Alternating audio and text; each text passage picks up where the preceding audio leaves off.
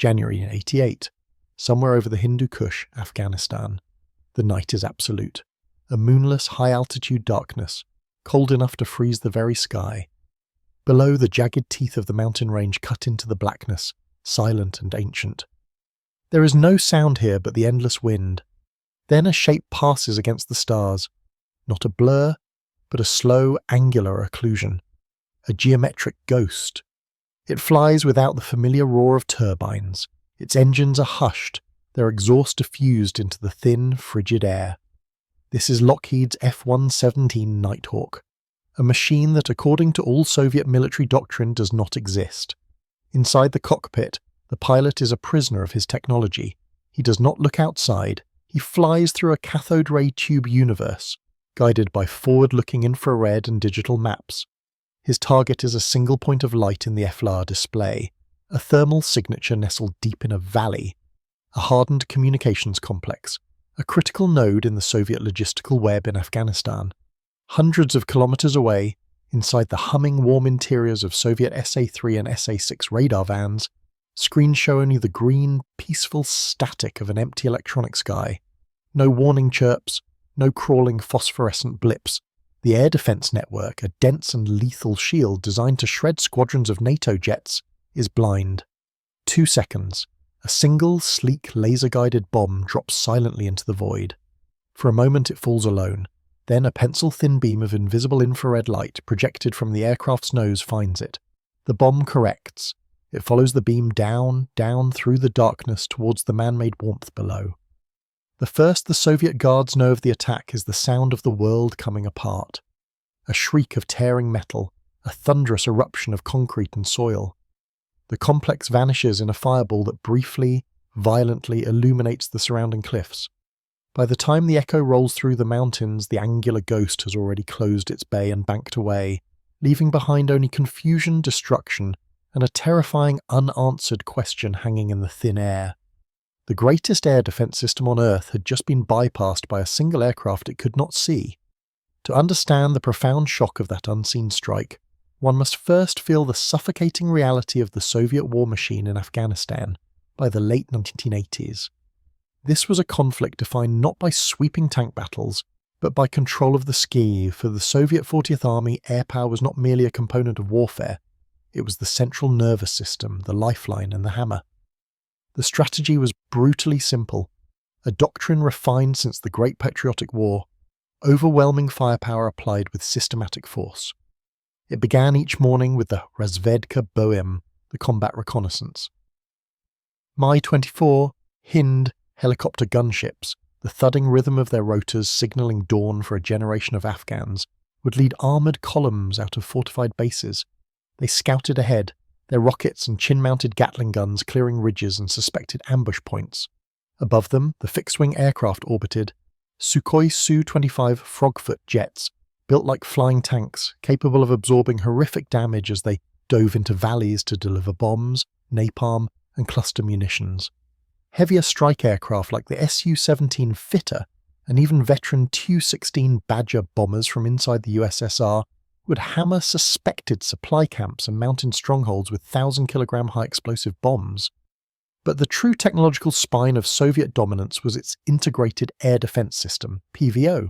This was a layered, computerized network transplanted from the plains of Europe to the peaks of the Hindu Kush. At its core were mobile surface-to-air missile, SAM, batteries. The SA-6 Gainful, a system that had shocked Israel in 1973, provided medium-range coverage. The older but lethal SA-3 GOA protected high-value fixed installations. And everywhere, at the column and company level, were the terrifying ZSU-234 Shilka, a radar-guided, quadruple-barreled 23mm anti-aircraft gun on tracks. It could fill the air with a wall of molten lead in seconds, shredding any aircraft, daring enough for a low-level pass. These systems were networked by a web of early warning and fire control radars, their rotating dishes sweeping the skies, creating an electronic dome the Soviets believed was impenetrable. For the Mujahideen, the sky was a permanent hunter. There was no front line, only a ceiling of death. Ambushes had to be planned not just against ground forces, but against the inevitable aerial response that would arrive within minutes. Survival depended on the terrain, The narrow valleys, the caves, the ability to disappear before the jet circled back for their second run. Their arsenal, for years, was defined by desperation and ingenuity. The adjusted but reliable DSHK heavy machine gun, the RPG-7 fired at a steep angle hoping for a lucky hit, and the Swiss-manufactured Oerlikon cannons, painstakingly dismantled, carried by mule over the mountains, and reassembled to guard key passes. This brutal equilibrium began to fracture in September 1986. The catalyst was a sleek green tube carried by one man on his shoulder. The CIA, through Pakistan's Inter-Services Intelligence (ISI), began supplying the Mujahideen with the FIM-92 Stinger surface-to-air missile. It was a revolution in a backpack. With its sophisticated IF identification friend or foe system, its passive infrared seeker, and its devastating warhead, the Stinger turned the hunter into the hunted. Soviet and DRA pilots, accustomed to near-total immunity, now faced a threat they could not outrun or outmaneuver at low altitude. The psychological impact was immediate and profound. Helicopter assault tactics became cautious, jet pilots climbed to less accurate bombing altitudes, and the casualty rates for aircraft began a steep, unsustainable climb. The stalemate was now a bloody calculus. The Soviet Union could still pour in men and material, but the political will in Moscow was evaporating under Gorbachev's policy of perestroika and the war's rising human and financial cost. The Mujahideen, empowered by the Stinger, grew bolder, yet for the United States a problem remained. While the Stinger bled the Soviets, it did not deliver a decisive psychological knockout blow. It did not demonstrate a technological supremacy so absolute it would shatter enemy confidence. There were high-value targets, deeply buried command centers, critical infrastructure projects bridging the Soviet supply chain, leadership compounds that were too hardened, too well defended by that same PVO network for any Mujahideen attack or conventional airstrike to threaten. The war needed a scalpel, not a hammer, a weapon that could reach out and touch the innermost sanctums of Soviet control in Afghanistan, not with a declaration of war, but with a silent, undeniable message of utter vulnerability. The stage was set not for a louder explosion, but for a whisper in the dark. This demand for a decisive, untraceable strike found its answer not on any conventional drawing board, but in the secret sun-bleached hangars of the Nevada desert. The answer to the Soviet air defense network was not born in a traditional military design bureau, but from a theoretical paper written by a Soviet émigré. In 1964, a Russian physicist named Pyotr Ufimtsev, working at the Moscow Institute of Radio Engineering, published a seminal paper titled Method of Edge Waves in the Physical Theory of Diffraction. Written in dense mathematical language, it laid out the principles for calculating the radar cross-section of a three-dimensional object. The Soviet military establishment saw it as a purely academic work, with no immediate practical application. They declassified it. It was a catastrophic intellectual oversight. A decade later and half the world away, a mathematician at Lockheed's secretive Skunk Works division, Bill Schroeder, stumbled upon Ufimtsev's paper. In the hands of Schroeder and the legendary Skunk Works lead engineer Ben Rich, Ufimtsev's abstract equations became a blueprint for invisibility. The key revelation was counterintuitive. To disappear from radar, an aircraft should not be streamlined but faceted. Radar waves travel in straight lines. A smooth, curved surface like that of a traditional aircraft acts like a mirror, reflecting a concentrated beam of energy directly back to the transmitter. A shape made of flat-angled plates, however, would scatter those incoming radio waves in a multitude of random diffuse directions, like a diamond scattering light. Only a tiny fraction would make the journey back to the receiver, rendering the aircraft, for all practical purposes, a ghost. This was the genesis of the hopeless diamond, a bizarre angular wooden model that looked less like an aircraft and more like a piece of avant-garde sculpture. It flew only on wind tunnel tests and computer screens, machines that were pushed to their limits to model its unstable, non-aerodynamic form. But the data was undeniable. Its radar cross-section, RCS, was not merely small, it was equivalent to that of a large bird or a metal ball bearing. To the radar scopes of the late 20th century, it would be a fleeting, dismissible speck of noise. Lockheed won the Defense Advanced Research Projects Agency, DARPA, contract in 1975 for the Experimental Survivable Testbed, XST program, codenamed HAV Blue. 2 subscale faceted technology demonstrators were built. They were small, unstable, and unforgiving. They flew only at night, towed inside closed C-130 transports from the Skunk Works in Burbank, California, to the desolate Groom Lake facility, Area 51. Their first flights in 1977 were a triumph of digital flight control systems, which made the inherently unstable flying flatiron controllable. They proved the core principle: they vanished from radar. The success of Have Blue led directly to the F-117A Nighthawk. The name itself was a deception, borrowing the F for fighter designation to mislead, as the aircraft was purely an attack platform. 59 were built between 81 and 90 in absolute secrecy. Its construction was a marvel of compartmentalization and security. Subcontractors built isolated components, a strange wedge for a wing, an angled tail surface, without knowing their final purpose. Final assembly happened in a locked hangar at Groom Lake, behind doors that closed at Sauk sunrise. The aircraft was coated in radar-absorbent material RAM, a classified rubbery black paint infused with ferrous particles that converted incoming radar energy into minute amounts of heat. This material was fragile, requiring meticulous application and constant maintenance. Every panel gap, every screw head had to be filled and smoothed with RAM tape, making each Nighthawk a handmade instrument of war. The men chosen to fly it were an elite within an elite. Selected from the ranks of experienced A-10 and F-4 pilots, they were told only that they were volunteering for a classified program requiring long-term separation from family and involving extreme risk. They were sheep-dipped, their military records sanitized, their existence at their previous units erased. They reported to Tonopah Test Range Airport, a remote base in Nevada, where they lived in a secure compound undercover as a false A-7 Corsair training squadron. Their lives became a nocturnal rhythm: sleep during the day, train in the absolute darkness of the high desert night. They flew not with their eyes, but through a triple redundant digital fly-by-wire system and a cathode ray tube cockpit. There was no radar of their own. To emit a radar signal would be to announce their presence. Navigation and targeting were handled by forward-looking infrared (FLIR) and down-looking infrared (DLIR) sensors, presenting a ghostly green and black thermal image of the world. By 1983, the 450th Tactical Group at Tonopah achieved initial operational capability. The Nighthawk was a weapon in search of a mission, a key waiting for a lock. Its very existence was America's most closely guarded secret, protected by a web of classification so dense that even most Pentagon officials were unaware of its true nature.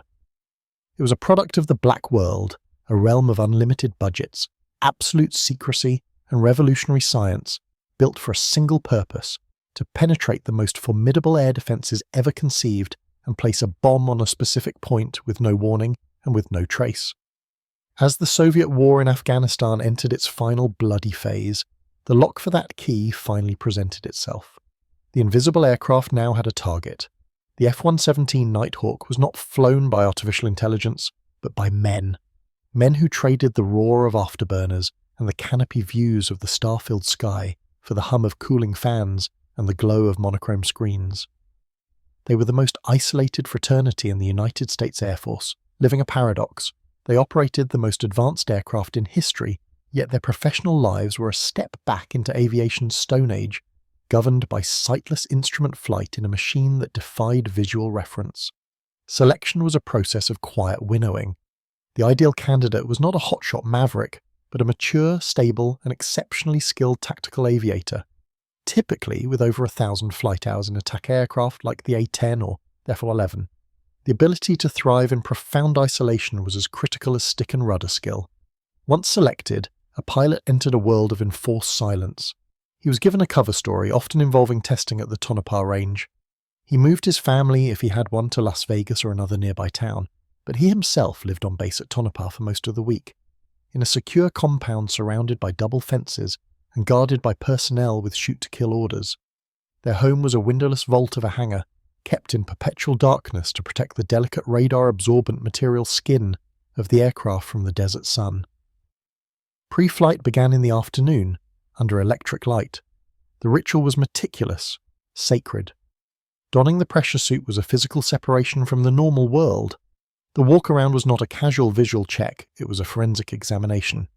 Using a specialized tool, the pilot would measure the gaps between every RAM panel and tape over any that exceeded a few thousandths of an inch, a deviation no wider than a human hair. A single loose screw, a missing patch of tape, could turn their invisible aircraft into a radar-reflecting beacon. The cockpit was a study in ergonomic austerity. No sweeping canopy offered a view, only two small armoured glass windows provided a narrow slice of reality, useless for navigation at night. The pilot's universe was projected onto 3 CRT screens, one for the F layer, one for the DLIR, and one for systems diagnostics. The control stick was not between the legs, but on the side, a side stick like a fighter jet's, but it controlled no direct hydraulics. Every input was filtered through a triumvirate of flight computers that made 40 adjustments per second to keep the inherently unstable faceted shape in the air. There was no feel in the traditional sense, only a digital translation of intent. Their missions, even in training, were flights into a sensory void. Takeoff was always at night. The black jet would roll down the Tonopah runway, its angular form invisible against the dark earth, its engine surprisingly loud to those on the ground. Stealth is for radar, not sound. Once airborne and away from prying ears, the pilot was alone. No radio chatter unless absolutely necessary. No formation flying. Just a single green-lit cockpit streaking through the blackness, the pilot's face illuminated by the soft glow of his screens, watching a grainy green and black thermal world scroll by. He navigated by aligning cursors on his digital map with waypoints, his only connection to the Earth a stream of infrared data. A successful mission was a silent one, a simulated weapons release over a target barrel in the Nevada desert, a return to base, and a landing guided by a precise ground-controlled approach, GCA radar vectors, for the Nighthawk itself could not signal its approach. The psychological toll was unique. These men were flying a weapon that did not exist, training for wars that might never come, unable to discuss their work with anyone, even their spouses. They were ghosts in their own lives. Yet this profound isolation forged an unshakable bond within the small community of bandits, the call sign each pilot received upon qualification. They shared a secret that dwarfed all others, a burden and a privilege that set them apart from every other warrior in the US arsenal. They knew they were the tip of an invisible spear, waiting for the order to prove that their years of nocturnal exile had a purpose. Their aircraft was a geometric puzzle, a shape born from a Soviet physicist's equations. To understand its power, one must move from the human cockpit to the cold physics of the radar screen. To comprehend the F-117's baffling effect on Soviet radar, one must move beyond the cockpit and into the realm of pure physics. Radar, an acronym for radio detection and ranging, is a game of echoes. A transmitter sends out a pulse of microwave energy at the speed of light. If that pulse strikes an object, a fraction of its energy is reflected back to a receiver. The time delay reveals distance. The shift in frequency, Doppler shift, reveals speed. The intensity of the return echo defines the target's radar cross-section, RCS, its apparent size on a radar screen. A B-52 Stratofortress might have an RCS of 100 square meters, a bright, unmissable beacon. A conventional fighter like an F-4 Phantom might be 510 square meters. The F-117's RCS was not measured in meters, but in centimeters. It was, for the specific frequency bands used by Soviet early warning and fire control radars of the era, equivalent to a large bird or a stray piece of aluminum foil. This near invisibility was achieved through a trinity of technologies: shape, material, and management. Shape was the primary weapon. The Nighthawk's iconic faceted design was a direct physical application of Pyotr Ufimtsev's diffraction theory. Every surface on the aircraft, from the leading edges of the wings to the fins of the tail, was angled in one of 2 or 3 specific directions. This was not an aesthetic choice, it was a geometric solution. When a radar wave struck one of these flat plates, it was not reflected back to its source like a ball off a wall. Instead, it was deflected away at a precise, predictable angle, like light off a prism. The aircraft's entire form was a collection of these angled plates, engineered to scatter the incoming energy in a chaotic spray across the sky. Only a minuscule, diffuse fraction would ever make the complex journey back to the receiver antenna, lost in the background noise of the atmosphere. Material was the second layer. Radar-absorbent material, RAM, was not a magic cloak. but a sophisticated sponge. The jet's skin was coated with a classified rubbery substance impregnated with microscopic ferrite beads or carbon black. As radar waves penetrated this material, the energy was not reflected. It was converted through molecular friction into negligible amounts of heat which dissipated harmlessly. This RAM was particularly effective against certain frequency bands, and its application was a painstaking art. Every panel seam, every rivet head, every access hatch and fuel cap represented a potential corner reflector. Geometric cavity that could bounce radar waves directly back. Each of these was meticulously filled, smoothed, and taped over with RAM-specific tape, creating a seamless, electrically continuous skin. Management was the final discipline. Stealth is a condition of total emission control. The F-117 carried no active radar of its own. Its engines, two General Electric F404 non-afterburning turbofans, were fitted with specially designed wide, flat exhaust slots. These slots were lined with heat-dissipating materials and sat atop the wing, shielding the hot turbine faces from ground-based radar and infrared seekers below. The hot exhaust was rapidly mixed with cool ambient air and flattened into a wide, cool sheet, drastically reducing its infrared signature. Even the aircraft's air intakes were covered by fine grills that acted as radar screens, preventing enemy waves from entering the engine ducts and bouncing off the compressor fan blades, a brilliant radar reflector. The result was an aircraft that created a hole in the radio spectrum.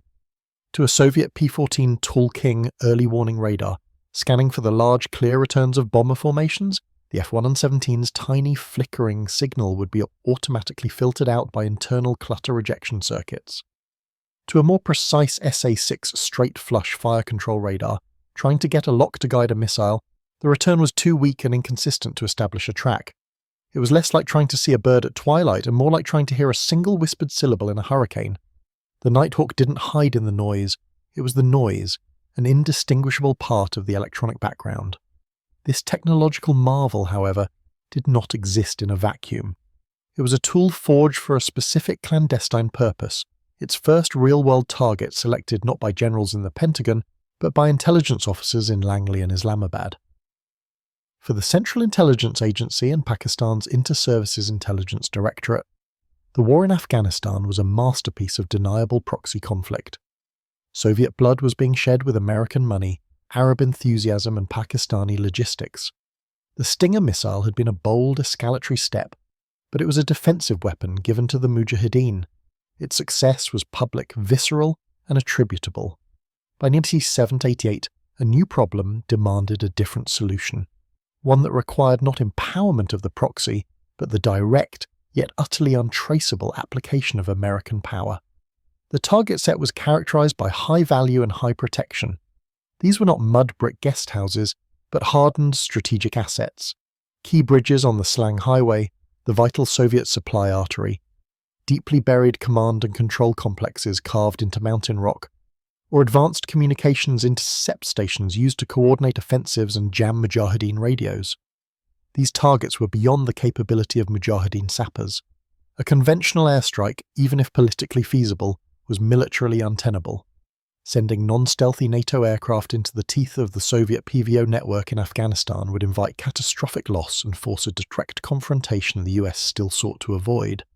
A cruise missile strike while standoff would leave undeniable forensic evidence, telltale wreckage within English-language markings. The requirement, therefore, was for a zero-footprint strike. The effect had to be devastating, precise, and seemingly supernatural in origin. The goal was to create a cascade of paralyzing questions within the Soviet High Command in Kabul and Moscow. What happened? Who did this? How is it possible? The ideal scenario was for the Soviets to blame internal sabotage, a catastrophic accident, or an unimaginable leap in Mujahideen capability. The F-117 Nighthawk, languishing in its secret hangars, was the only instrument that could meet this exquisite set of demands. For the CIA's Directorate of Operations and the Pentagon's Special Access Program managers, it represented the perfect covert action tool. A manned aircraft that left no radar signature could deliver a precision-guided weapon in any weather and could return to base with no physical evidence of its passage. It was, for all intents and purposes, an aerial spectre. The operational planning was a tapestry of compartmentalized secrets. a tiny cell within the CIA wielding the highest clearances would identify and validate the target. Its location, defenses, and surrounding terrain would be fed into the planning pipeline. At Tonopah, a select team of 44th and 50th Tactical Group mission planners, working in a vault within a vault, would take this intelligence and craft a flight profile. This was not a simple straight line on a map. The route was a meticulous three-dimensional path through the electronic battlefield. The planners had to know not just where Soviet radars were, but how they worked, their frequency ranges, their scan patterns, their look-down capabilities over mountains. The flight path was designed to exploit radar horizon limitations, to fly perpendicular to known threat beams where the Nighthawk's reduced cross-section was smallest, and to avoid known positions of visual observers. Every turn, every altitude change, was calculated to keep the aircraft in the deepest shadows of the electronic spectrum. The ingress and egress routes would likely skirt or even briefly penetrate the airspace of neutral or Soviet-aligned countries, relying on stealth to make that intrusion itself undetectable. The weapon itself was part of the deception. A standard Mark 84 2,000-pound bomb, if used, would have a specific blast and fragmentation pattern. The choice would likely be a laser-guided Paveway series bomb, but its fragments would be indistinguishable from those of any other bomb. The precision of the strike was the real message, but its forensic signature could be ambiguous. The planning would include elaborate cover and deception stories, ready to be seeded through intelligence channels should speculation point west. For the ISI, partnering in such an operation was a high-risk, high-reward gambit. It demonstrated ultimate American commitment and capability, but it also risked exposing their role as a conduit if the operation was ever uncovered. Their motivation was clear: to deliver a psychological shock so severe it would accelerate the Soviet decision to withdraw, thereby securing Pakistan's strategic depth. They provided the granular ground truth, the human intelligence that confirmed the target's value in its daily routine. The operation, once greenlit, would exist in a bubble of total secrecy, a covert action finding approved at the highest level, its knowledge restricted to a handful of individuals in the White House, CIA, and the Pentagon's Special Operations and Black World hierarchy. The pilots would be told only what they needed to know: coordinates, timing, and emergency procedures. The truth of their target's nature and strategic importance would remain locked away, compartmentalized behind a wall of need to know. This intelligence framework created the mission, but to execute it, the Ghost pilots would have to fly into the heart of a system that represented the zenith of Soviet military engineering, a fully integrated, computer-networked, and supremely confident air defense army. To appreciate the depth of the shock, one must first understand the towering confidence of the system the Nighthawk was built to defeat. Soviet air defense forces, the Vojska Protivovozdushnoi Oborony, or PVO, were not a mere supporting arm. They were a separate service, equal in stature to the Army, Navy, and Air Force. Their mission was sacrosanct: to create an impenetrable shield over the motherland and its expeditionary forces. In Afghanistan, they deployed a scaled-down but formidable version of the network that stretched across the Warsaw Pact, a network designed to detect, track, and destroy hundreds of NATO aircraft in the opening hours of World War III. The doctrine was one of centralized, automated integration. It began with the early warning layer. Long-range radars like the P-14 Tall King and mobile P-19 flat-face systems were positioned at key vantage points, their data fed into command posts. These posts housed the Potier of field or vector-of-vector automated control systems, rudimentary but effective battlefield computers that correlated tracks from multiple radars, filtering out ground clutter and identifying potential targets. Once a track was classified as hostile, the system would assign it to a specific engagement zone.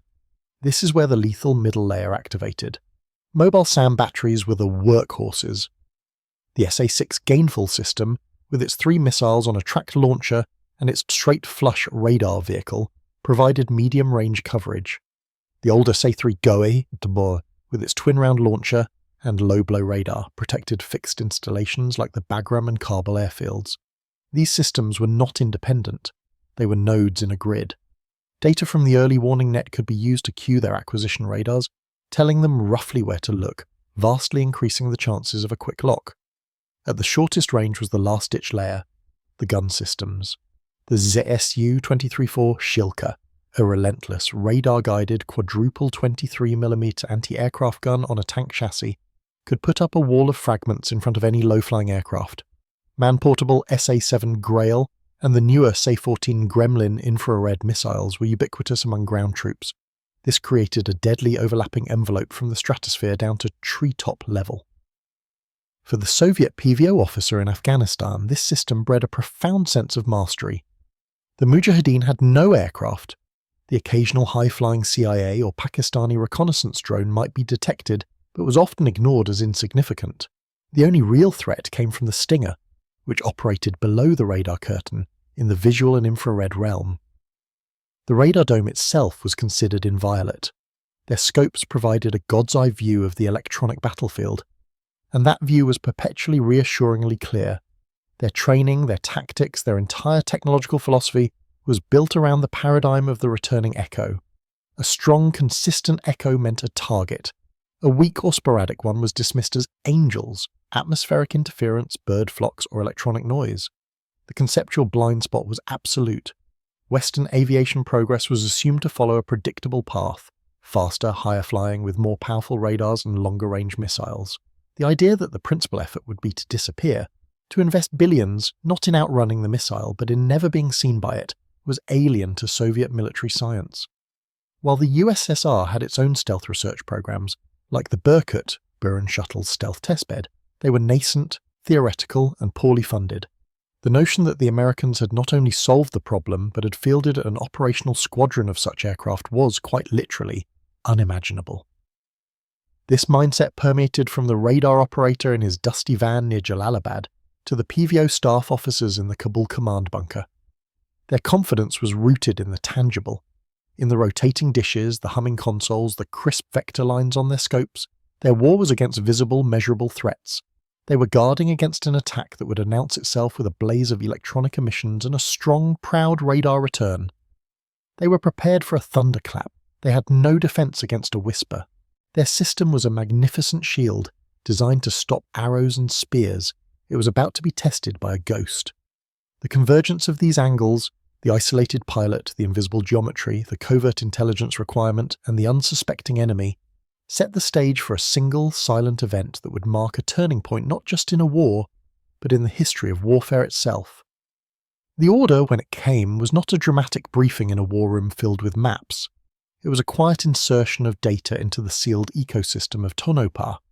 In late 1987 or early 1988, a target package, distilled from CIA and ISI intelligence, arrived in the vault of the 44th and 50th Tactical Group's Mission Planning Cell.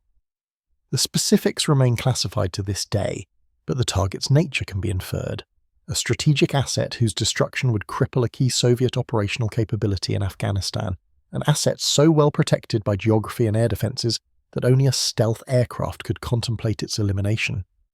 Potential candidates align with the strategic need. One was the transmission towers and control bunkers of the Kremny-2 communication system at a key pass, a critical Soviet satellite and radio relay hub for coordinating air and ground forces across the country. Another was a hardened command and logistics complex at a major airbase like Bagram or Shindand, perhaps housing the headquarters of a Soviet combined arms army or a critical signals intelligence unit. A third, and highly plausible, target was a key segment of the Selang Highway tunnel system, the irreplaceable artery for Soviet reinforcements and supplies from the north. A precision strike collapsing a portion of the tunnel could strand entire regiments and choke the logistical life out of the 40th Army for weeks. Wherever the crosshairs settled, the planning that followed was a masterpiece of clandestine aviation. The mission planners, likely a team of just 2 or 3, worked with large-scale terrain maps, radar propagation models, and intelligence reports on Soviet PVO unit locations. They were not just plotting a flight, they were scripting a one-act play of electronic absence. The flight path was a work of art in negative space. It almost certainly did not originate from a US carrier in the Arabian Sea, or a base in the Persian Gulf.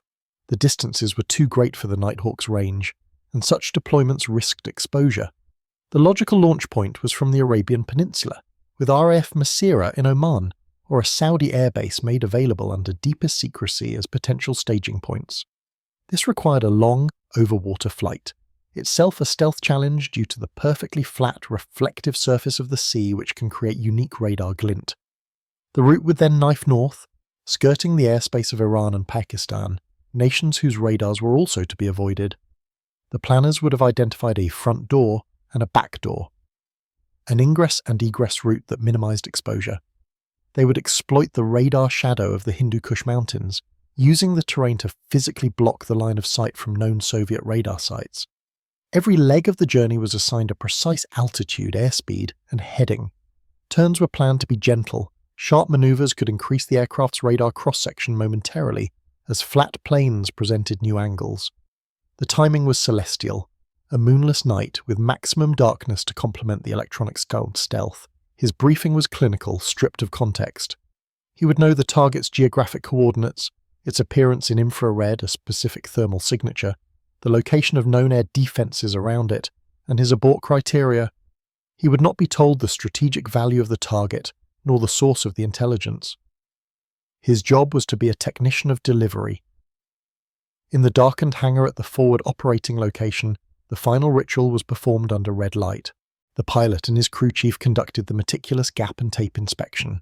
The single laser-guided bomb, most likely a GBU-10 Paveway 2 or a GBU-27 Paveway 3 with a hardened steel penetrator warhead, was loaded into the weapons bay. The aircraft's internal navigation system was aligned with impeccable accuracy. On a mission with no visual checkpoints, a tiny error at launch could mean missing the target box by miles. Engine start was a subdued whine. The black jet taxied, an angular silhouette against the tarmac, visible only by its dimmed formation lights. At the end of the runway, the pilot received final clearance. He advanced the throttles. The Nighthawk began to roll, gathering speed, its strange shape finally becoming aerodynamic as lift bit into its wings. It rotated, its landing gear folding up into wells sealed with ram-covered doors. It climbed into the blackness, turning toward a distant, hostile mountain range. On the ground, the sound of its engines faded quickly. In the control tower, the radar return vanished almost immediately, becoming a faint, uncatchable flicker before disappearing entirely from their secondary, non-tactical scopes. The Ghost was airborne. Its destination, the heart of the Soviet air defense network, a system currently displaying nothing but empty, green-tinged silence on 100 different screens. The silent penetration had begun. The next phase belonged to the man in the cockpit, alone with his glowing screens, flying a machine that, for all intents and purposes, had ceased to exist in the electronic spectrum. For hours, the Nighthawk is a solitary speck in the immense darkness. Inside the cockpit, the world is reduced to data. The pilot monitors his inertial navigation system, watching waypoint markers count down on his digital moving map. The only external view is through the Infrared Acquisition and Designation System, IRADS. The forward-looking infrared, FLIR screen displays a grainy, green-on-black landscape and a thermal photograph of the world below. Cold mountain peaks are dark grey, warmer valleys are lighter shades. It is a silent, monochrome movie. As he crosses into Afghan airspace, the mission enters its most critical phase. Somewhere below, in valleys and on hilltops, the Soviet PVO network is active. Radar beams, invisible cones of microwave energy, sweep the skies. The Nighthawk flies through them. On the Soviet scopes, the operators see nothing. The energy that strikes the faceted aircraft is not reflected back in a coherent pulse. It is shattered into a million faint echoes scattered across Central Asia. The return signal is so weak it falls below the automatic detection threshold of the systems. It is discarded as random noise, the electronic equivalent of dust motes in a sunbeam. The polyautomated system has no track to correlate, no vector to assign. The pilot is blind to this electronic dance of avoidance. His reassurance is the emptiness of his own threat warning receiver.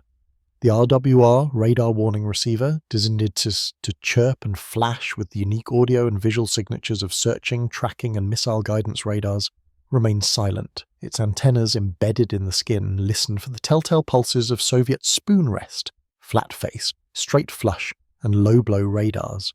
It hears nothing because the radar waves are not being reflected back to their source.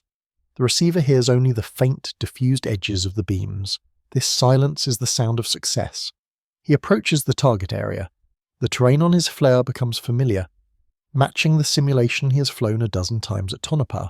He initiates the attack sequence. A waypoint cues the system. He switches from FLIR to the down-looking infrared DLIR sensor, which provides a higher resolution image for targeting. The aircraft's computer now takes on a precise choreography. The pilot slaves the IRAD's crosshairs to the target. On his screen, he sees the distinctive thermal signature. Perhaps the heat of generators against a cold mountainside, or the warm roof of a hardened bunker bleeding heat into the night air. He designates. A diamond symbol settles over the target. The aircraft's laser rangefinder designator, housed behind a ram-covered window, activates. Now comes the moment of maximum vulnerability. To drop the laser-guided bomb, the Nighthawk must open its bomb bay doors. 2 seconds, the aircraft's smooth, stealthy underside is ruptured by a rectangular cavity. This cavity is a perfect radar reflector. 2 seconds, the jet's radar cross-section spikes dramatically. It is a calculated risk. A fleeting exposure in a location where no radar is predicted to be looking directly up from below, and for a duration so short it is unlikely to be integrated into a track by any system that might somehow see it. The pilot presses the weapon release button. Inside the bay, the bomb's pneumatic ejector rack fires. The GBU-10 or GBU-27 bomb is physically shoved clear of the aircraft. The doors snap shut. The stealth profile is restored before the bomb has fallen 50 feet. The weapon is now in freefall. Its tail fins pop open, guiding it ballistically toward the target area. Inside the nose, a seeker head listens for a specific frequency of light, the infrared code of the laser designator. High above, the Nighthawk maintains its course, the pilot keeping the diamond symbol fixed on the target. A steady electronic tone in his headset confirms the bomb is seeing the reflected laser energy scattered off the target. The bomb does not simply fall, it steers. Small canard fins on its nose make minute adjustments, sliding it left, right, up, down, following the invisible laser basket weaved by the aircraft. The process is eerily quiet from the ground. There is no whistle of a dumb bomb, only a faint, growing rustle in the air. Then impact. The high explosive blast, or the delayed fuse action of a penetrator warhead burrowing deep into concrete before detonating, happens with devastating suddenness. A flash, sibilant from the pilot's altitude, whites out the DLIR screen for an instant. When the image returns, it shows a new thermal signature, a blooming, bright flower of fire and heat, with the distinct pattern of structural collapse. The secondary explosions, fuel, ammunition, stored chemicals, begins to ripple through the complex, a chain reaction of destruction, visible only as expanding hotspots on the green screen. The pilot breaks his laser lock. The attack is complete. He transitions back to FLIR for navigation, banks the aircraft onto the pre-planned egress route, and begins the long journey home. He does not look back. His sensors show no missile launches, no tracers arcing into the sky. The threat warning receiver remains mute. The silence is absolute. On the ground, chaos reigns. Soviet and DRA guards scramble. Alarms sound. Firefighters and rescue teams rush toward the catastrophic damage. But the initial reports to higher command are incoherent with confusion. There was no alarm from air defense units, no radar contact, no sound of approaching aircraft, no missile contrails in the sky, just the sudden, apocalyptic arrival of precision-guided destruction from a perfectly clear night sky. At the PVO command post, frantic calls are made to radar sites. No observations, the scopes were clear, the systems were functioning. The tapes, when reviewed, show only ambient noise. The event has no electronic precedent. The Nighthawk, its fuel slowly burning down, retraces its secret path through the radar shadows. It leaves behind a smouldering ruin and a paradigm shattered. The Soviet air defense forces have not been defeated in a battle. They have been rendered irrelevant in a moment. The sanctity of their electronic sky has been violated, and they have nothing, no data, no wreckage, no explanation, to show for it. The turning point is not a battle won, but a certainty lost. The absolute confidence that had undergirded Soviet military operations in Afghanistan evaporated in that single silent flash. The aftermath would be a slow, chilling realization of a new and terrifying reality. Dawn over the target site revealed a scene of meticulously contained devastation. The strike had not been an area bombardment. It was a surgical excision. One building or a specific section of a tunnel complex was pulverized, while structures mere meters away stood untouched. The pattern of blast and fragmentation spoke of a single precision munition, not a salvo of unguided bombs or a rocket barrage. For the Soviet and DRA investigators picking through the warm rubble, this was the first unsettling clue. The Mujahideen did not possess this capability. Their largest weapons were 107mm rockets, fired in batteries from makeshift launchers. Their impact pattern was a wide, random scatter. This was different. This was the signature of a laser-guided or electro-optically guided bomb, technology belonging solely to the world's most advanced air forces. The initial Soviet damage assessment reports, classified Sovershcheno Sekretno, top top secret, would have been exercises in frustrated logic. The forensic evidence pointed one way, but the circumstantial evidence vehemently contradicted it. Evidence of precision, the crater morphology, the angle of penetration, the limited blast radius. Evidence of impossibility, no radar contacts, no acoustic signatures of jet overflight at low altitude, no visual sightings from perimeter guards, no radio intercepts of Mujahideen claiming credit with credible detail, no known forward air controller in the area capable of lasing a target. In the hours and days that followed, competing theories swirled through the KGB residency in Kabul and the GRU, military intelligence headquarters of the 40th Army. Theory 1. Extraordinary Mujahideen sabotage. This was the preferred face-saving initial hypothesis. A specially trained CIA-ISI sabotage team, perhaps including former Soviet special forces from the Afghan diaspora, had infiltrated the perimeter. Using state-of-the-art Western-shaped charges or portable laser designators, they had orchestrated the strike from close range. This theory was problematic. It required an impossible breach of layered physical security, left no tracks, and failed to explain the lack of any extraction effort or compromised communications. Theory 2, a catastrophic accident, an internal explosion of stored munitions or fuel. This was quickly dismissed by explosives experts. The direction of blast forces, the shape of the crater, and the absence of the chemical residues associated with a sympathetic detonation of an ammunition dump ruled it out. Theory 3, a classified Soviet weapon test gone wrong. A paranoid but internally plausible line of thought. Could a rival design bureau or a secret branch of the GRU be testing a new standoff missile or drone on a live target without informing the local command? Inquiries to Moscow brought denials and likely growing unease in the Soviet high command as they realized their own forces were suspecting them. Theory 4. An undetected airstrike. This was the logical conclusion from the forensic evidence, but it was also the most professionally humiliating and technologically terrifying. It was resisted. The PVO commanders, their careers and the prestige of their entire service on the line, would have submitted sworn affidavits that their networks were fully operational and had detected nothing. The radar logs were clean. To accept this theory was to accept that the foundation of their military science, the detectability of the enemy, was obsolete. This period of confusion was a strategic victory in itself. It froze reactive decision-making. Security protocols across Afghanistan were thrown into disarray. Paranoia spiked. Who was to be trusted? Was it an inside job? Were there more infiltrators? The sudden, unexplained nature of the attack had a corrosive effect on morale, particularly among officers stationed in what were supposed to be secure, rear-echelon facilities. The sanctuary of the Deep Command bunker or the fortified logistics hub was revealed to be an illusion. Meanwhile, in the corridors of power in Washington and Langley, there was only silent satisfaction.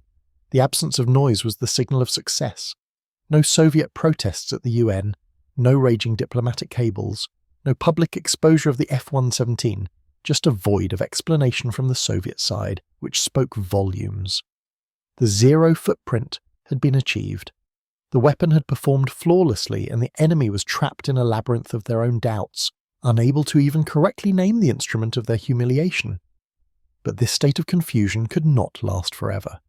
As the shockwaves from the blast site travelled up the chain of command, from Kabul to the headquarters of the PVO in Moscow, a slower, more dreadful realization began to dawn among the Soviets' most brilliant military technical minds.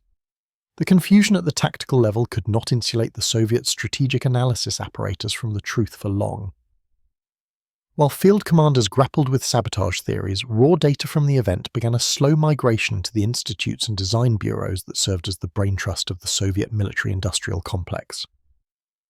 Analysts at the GRU's Scientific Technical Intelligence Directorate, NTI, and specialists at institutions like NII-2, the Ministry of Radio Industries Research Institute, were tasked with the impossible, explaining the inexplicable. Their analysis moved beyond the what of the damage to the how of the delivery. The precision was American, that was a given. The lack of detection was the puzzle. They began to re-examine anomalies.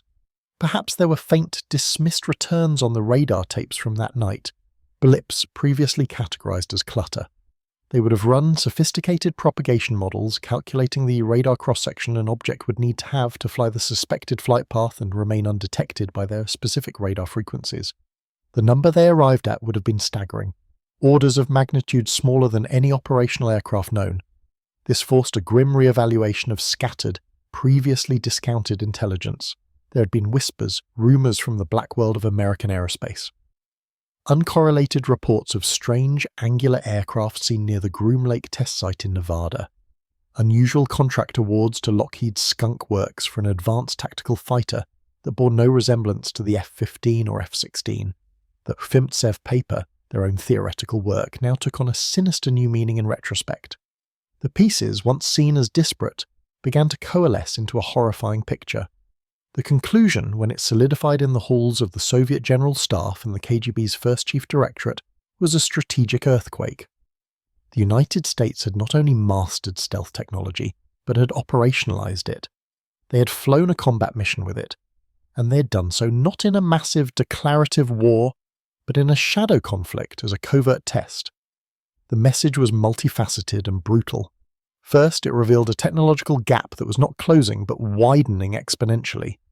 Soviet military doctrine was built on the principle of numerical and qualitative parity. They could match NATO tank for tank, plane for plane. But how do you match an aircraft you cannot see? The entire investment in thousands of SAM systems in networks of early warning radars spanning 11 time zones was suddenly called into question. Their magnificent shield had been rendered translucent by a single faceted arrow. Second, it demonstrated a new American way of war, the clinical, risk-free, deniable strike. This was not the Doolittle raid or the bombing of Hanoi. It was violence applied with the discretion of a scalpel and the anonymity of a poison. It signaled that America could now hold any target anywhere on the globe at risk, with minimal chance of retaliation or even attribution. For the Soviet leadership, particularly under Gorbachev, who was already seeking exit strategies from costly conflicts, this changed the calculus of adventurism. The sanctuary of the homeland itself felt less secure. Third, it had a direct corrosive effect on the Afghan war effort. While the single strike may not have altered the battlefield materially, its psychological impact on the Soviet high command in Kabul was profound. If their most secure installations were vulnerable, then nowhere was safe. It amplified the sense of a war they could not win through technology, a war being monitored and manipulated by an unseen, technologically superior adversary. It was one more powerful argument for the policy of vivid withdrawal. The blowback within the Soviet military and intelligence community was intense. There would have been furious recriminations. The PVO, once a revered service, now faced accusations of incompetence and obsolescence. Design bureaus like NPO Almaz, designer of the SA-10, and Phasotron, radar designers, were likely tasked with crash programs to develop passive detection methods, low-frequency radars which could detect larger stealth shapes but with poor precision, and infrared search and track systems to counter the new threat. But these were long-term solutions. For the present, there was only vulnerability. The event remained shrouded in the highest classification on both sides. The United States had no incentive to reveal its new capability prematurely. Its power lay in the mystery. The Soviet Union had every incentive to bury its failure. To admit it would be to shatter the myth of military parity that underpinned its superpower status. Thus, the strike entered the realm of open secret, an event rumoured, analysed by Western aviation journalists, and flatly denied by official channels for years to come. But the ripple effects were real. When the F-117s were unleashed in overwhelming numbers during Operation Desert Storm just a few years later, striking the heart of Baghdad's air defences on the first night with impunity, it was not a surprise to the Soviet General Staff. It was a grim confirmation. They had already seen the ghost once, in the mountains of Afghanistan. They knew what it could do. The sight of those same angular shapes on CNN, bombing a Soviet-equipped and trained army with total immunity, was the public funeral for an era of aerial warfare. The silent strike over Afghanistan was the end of the beginning for stealth technology, and the beginning of the end for the concept of secure airspace. It ushered in a new age where seeing, not shooting, would become the paramount challenge of war. The story of the unseen aircraft over the Hindu Kush is more than a tale of a secret mission. It is the definitive end of one epoch of warfare and the silent birth of another. For millennia, from the archer on the wall to the pilot in the supersonic jet, combat was fundamentally a contest of detection. You could not engage what you could not see or hear. Radar, the great revelation of the 20th century, promised to make detection absolute, to turn the sky into a transparent, deadly domain. The Soviet PVO network in Afghanistan represented the zenith of that promise. A fully integrated, computerized system that promised to make the air above the battlefield a Soviet-owned volume. The F-117 Nighthawk rendered that promise null. It did not win by being faster, higher, or more heavily armed. It won by being absent. Its victory was not measured in territory seized or armies routed, but in the collapse of a fundamental assumption. The Soviet operators were not negligent. They were betrayed by the very physics upon which their universe was built. Their screens were clear because their screens could not show them the truth. This was a defeat not of soldiers, but of a scientific paradigm. This event, isolated and deniable as it was, cast a long shadow forward. It proved that stealth was not a laboratory curiosity, but a transformative operational reality. It validated a new American military doctrine centered on information dominance, precision, and low observability, a doctrine that would find its devastating public expression in the 91 Gulf War. The wars of the future, it signaled, would be won not by the sheer mass of metal hurled across a border, but by the ability to see without being seen, to strike without warning, and to sever an enemy's nervous system before his muscles could even twitch. Yet this revolution carried with it a profound moral and strategic ambiguity. The zero-footprint strike is the ultimate covert action, immense power applied with total anonymity. It removes the attacker from the consequences, not just physically, but politically and ethically. It creates a world where devastating acts of war can occur in a context of plausible deniability, blurring the lines between peace and conflict, and challenging the very frameworks of accountability and retaliation that had governed state behavior for centuries. The legacy of that lone, angular ghost slipping through the Afghan night is thus dual-edged. It stands as a testament to human ingenuity, a brilliant solution to a lethal problem. But it also stands as a permanent question mark over the nature of conflict in the modern age. It announced that henceforth, the greatest threats would not announce themselves with the roar of engines or the glare of rocket plumes, but with the terrible silent patience of geometry, waiting in the darkness for the right moment to make a single, telling point of light.